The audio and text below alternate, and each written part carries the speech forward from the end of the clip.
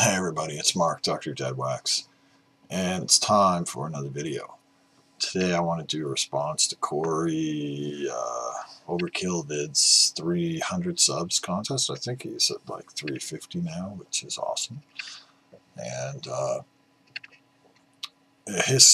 he wants us to talk about concert memories, and I don't quite know what to talk about because I've seen easily 1,000 concerts between like monster stadium venues, 80, 100,000 people, and small little intimate kind of club settings of like,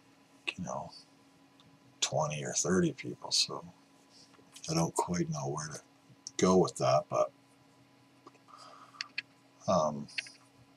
one of the better concerts I've seen, I have 3 great concerts. I say the 3 best concerts I've seen was Talking Heads on Remain, no, on the one after Remain and like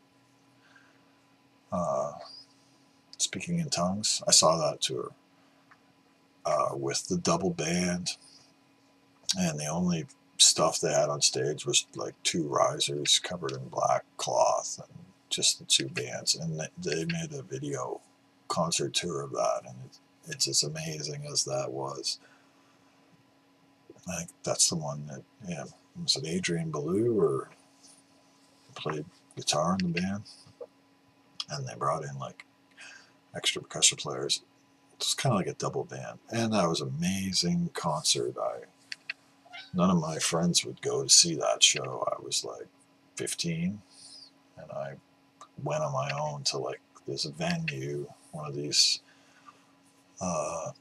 amusement park places where there's lawns and stuff, and I just went on my own, but it was like a 2.5 hour public transit commute across the city of Toronto, and then on a bus up the highway from Toronto, halfway to the city of Barrie. But it was amazing. I just went on my own, and the crowd was markedly older than I was, which is probably why my friends didn't want to go, because they weren't necessarily, they didn't appeal that much to people who were like 15 at the time.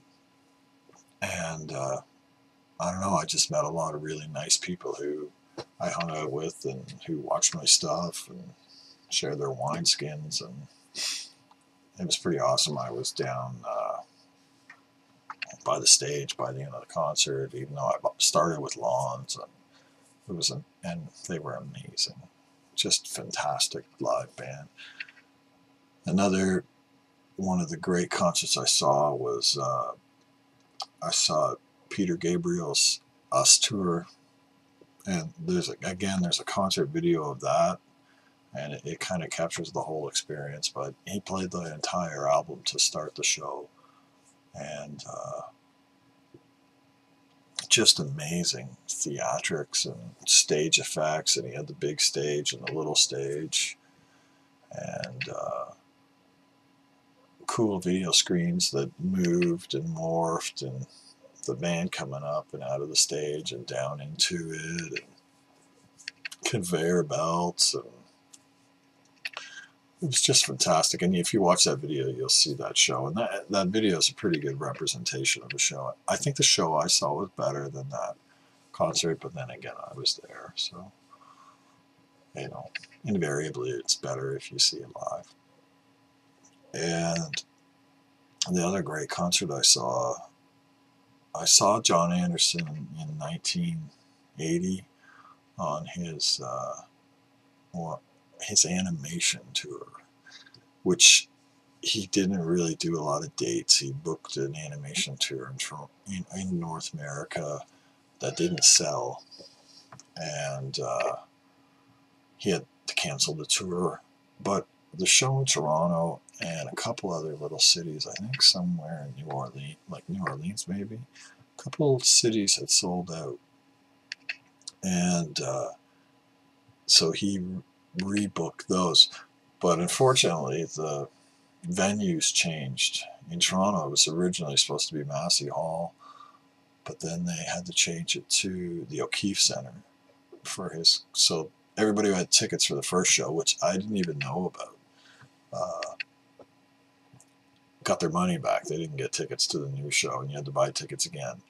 And I had a friend whose dad worked at O'Keefe Centre, and he got us like staff tickets, which were, it's a little pit, the orchestra pit or whatever it's called, up at the front. It's like 10 rows deep, and then there's a gap, and then there's the first row of the floors or whatever they're called.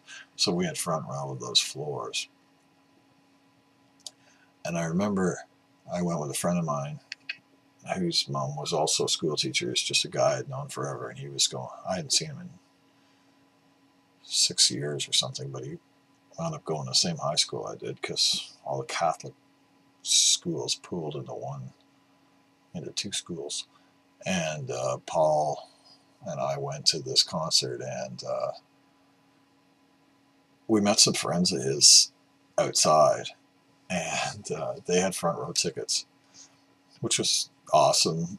And then when we went into the venue, Vida was playing, the musical was playing at this venue, so they couldn't tear down the Evita stage for John Anderson, so they built a second stage over the first 7 rows of the pit, and all the people in those seats got moved to the empty holes in the back of the venue.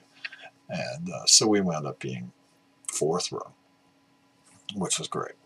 And it was an awesome concert experience to see John Anderson. I was just had discovered Yes within a 2-year time frame, and they'd broken up, and they were no more, and they were never to be again. That was the story. And John Anderson was just coming off the success of Friends of Mr. Cairo with Vangelis, had done this solo record that I really liked. It's a little shrill in hindsight, but at the time it was really, I really liked it, and I still do like it. I'm a fan. And but definitely not the record I would send people to. And so he played music from his solo career, and he played music from John Vangelis, but he also played music from Yes, and he played music for 3.5 hours in this venue that never saw concerts. Like it was a place for ballet, and very rarely did they actually have rock music. Now they have lots of rock shows. It's called the Hummingbird Center now in Toronto. And they have lots of rock shows. I know Radiohead played there, for example, recently. But anyway, the show was phenomenal. And to get a chance to see John Anderson, and I never thought I'd see Yes music performed live. Subsequently seen Yes a couple times, and at least 6 times. And I've seen lots of Yes music performed, but as like a 14-year-old, that was pretty mind-blowing. So I remember there were people smoking joints behind us, and the ushers were passing around like these large glass ashtrays saying, "Could you please extinguish your cigarettes? This is a non-smoking venue." You know, it was a concert venue with carpet on the floor. It was pretty fancy. So that was another great one. Those are probably my three most memorable shows. I could kind of let go all of the others if I could just keep those 3 memories. I had a lot of fun at all of those. Some others that I had a good time at, though, were I remember seeing a police picnic in Toronto. The police would come to town with like 10 bands, and I remember it was like Blue Peter, which were a Toronto new wave band, and The Fix, and James Brown was on the bill because Simple Minds were supposed to be on the bill, and it canceled out, which was a big disappointment for me, because that was the band I wanted to see most after the police, and James Brown was boring. I don't know, in a football stadium where you're there for 12 hours a day, sitting on the football field in general admission seats, and you're like 15 or 16 years old. James Brown was not the most captivating performer. But the one I remember the most on the bill was King Sunny Ade. They were phenomenal. This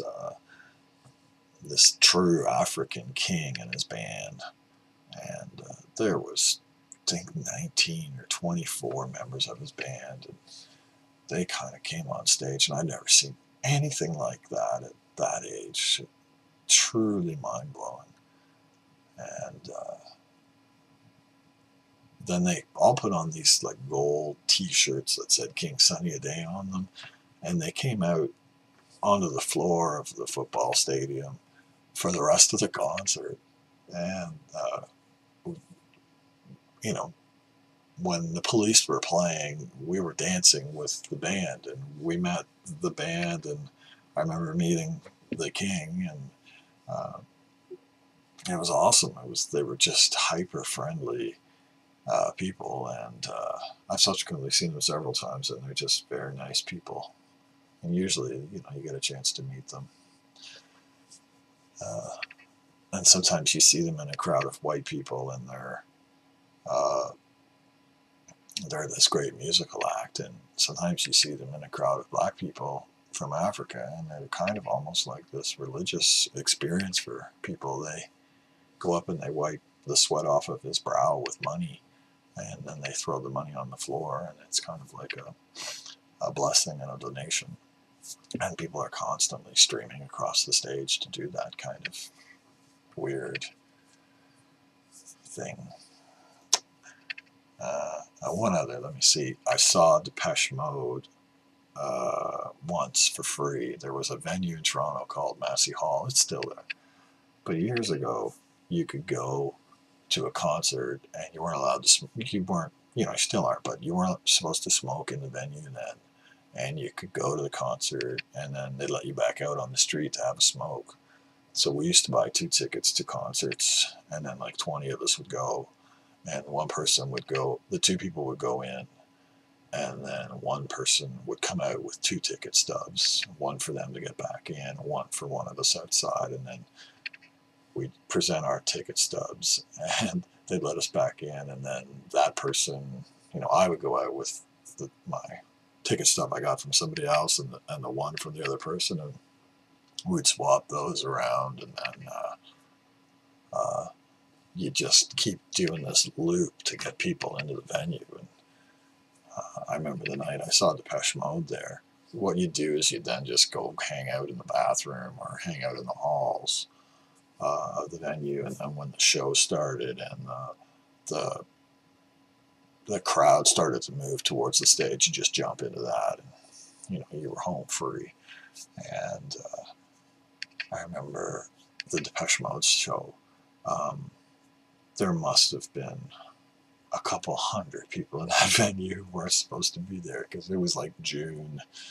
I think they had to stop having concerts in June, July, and August because the building didn't have air conditioning. So it was like the last concert in June or something, and the walls were running with water. It was so hot. And that was the tour, I believe, where they did Blasphemous Rumors. That tour, they were amazing.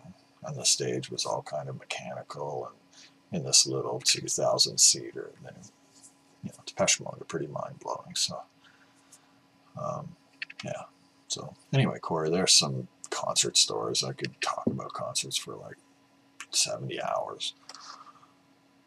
Congratulations. I really enjoy your videos, Corey. The record store tours are a lot of fun. I love record stores, so to see different ones is pretty neat, and I enjoy your multi-camera perspective on your other videos. The only thing is you need to make more videos where you just talk about records and stuff. So that's it, everybody. Have a great day. Keep the record spinning.